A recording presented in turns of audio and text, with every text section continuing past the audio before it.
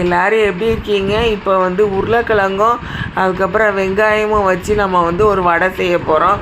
அது கடலை மாவு வந்து மெஷரிங் கப்பில் வந்து ஒரு அரை கப் எடுத்துக்கோங்க. 1/4 கப் வந்து பச்சரிசி மாவு எடுத்துக்கோங்க. 1 ஸ்பூன் வந்து உப்பு எடுத்துக்கோங்க. 1 ஸ்பூன் வந்து குழம்பு மிளகாத்தூள் எடுத்துக்கோங்க. நெய் வந்து 1 ஸ்பூன் கண்ட ஊற்றிக்கோங்க. மிக்சியில் அரைச்சி வச்ச அந்த விழுதை வந்து அதில் போட்டு இந்த மாவு எல்லாம் ஒன்றா சேர்த்து பிசைஞ்சு எடுத்துக்கோங்க. மாவு ரொம்ப தண்ணி கணக்காக இருந்துச்சுன்னா கொஞ்சம் வந்து பச்சரிசி மாவு போட்டு அது கூட கலந்து உருண்டையாக ஊற்றி வச்சுக்கோங்க ஒரு தட்டில். அப்புறம் பேனில் வந்து எண்ணெய் ஊற்றிட்டு ஃபஸ்ட்டு மீடியம் ஃப்ளேமில் கேஸ் ஸ்டவ் ஃப்ளேம் வச்சுட்டு அதுக்கப்புறம் சிம்மில் வச்சுட்டு அந்த எல்லாத்தையும் வந்து ஆவி வந்தோடனே எல்லாத்தையும் அந்த போட்டுட்டு அந்த வடையெல்லாம் போட்டுட்டு ஒரு பக்கம் வெந்துருச்சுன்னா இன்னொரு பக்கம் திருப்பி விடுங்க.